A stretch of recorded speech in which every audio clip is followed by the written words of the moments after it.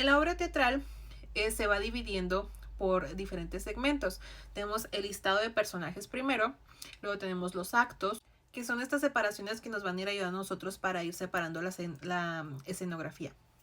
Por lo general son tres: el inicio, el desarrollo y pues el final, que cuando se abre y se cierra el telón. Las escenas, que son las separaciones que hay en cada uno de los actos. Entran o salen personajes, se presenta una situación en específico. Las acotaciones, que son las indicaciones que tiene cada uno de los actores de cómo tiene que actuar. Los gestos, los movimientos, cómo se tiene que mover la luz, la música, etcétera, etcétera. Los diálogos, que son las interlocuciones que hay entre los personajes. Y así es como vamos a ir nosotros dividiendo una obra literaria.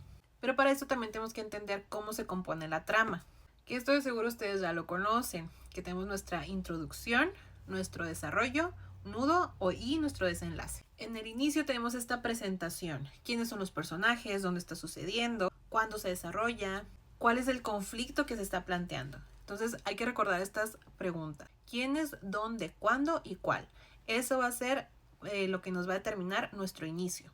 Nuestro nudo, en donde vamos a tener la parte más importante de la obra, donde se va a desarrollar el problema, el conflicto, y sobre todo es el clímax de la historia. Y nuestro desenlace, donde ya le vamos a dar solución o le vamos a dar este final, ¿no?, a nuestro conflicto o lo que se planteó desde el inicio. Y también tenemos estas estructuras que pueden ser lineales y no lineales. Lo lineal es lo tradicional, cronológico, así como lo vimos: principio, nudo y desenlace. Y la no lineal es donde ya rompe con todo esto, donde nos regresamos y luego volvemos y luego no sabemos en qué año estamos, y luego es donde nosotros ya no nos vamos con esta parte muy muy tradicional. Y tenemos el in media res también, que es donde se nos presenta primero el nudo, el clímax de la historia.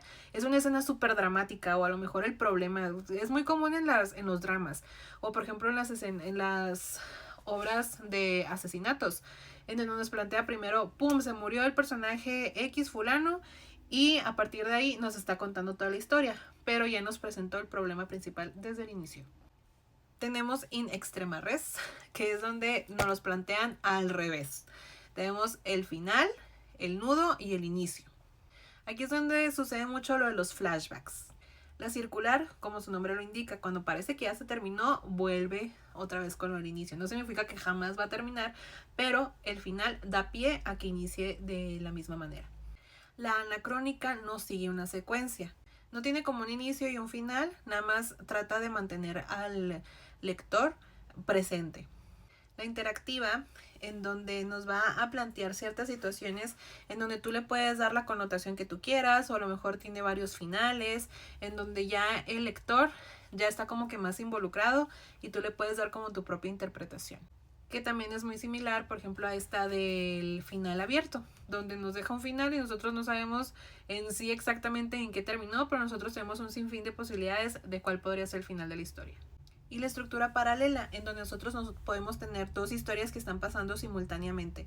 Por ejemplo, puede ser una que sea fantástica y la otra que sea real, ¿no? Por ejemplo, esta es en la obra de Aura. Así sucede, donde nos están planteando una historia como muy fantasiosa, ficticia, y tenemos una historia real pasando al mismo tiempo.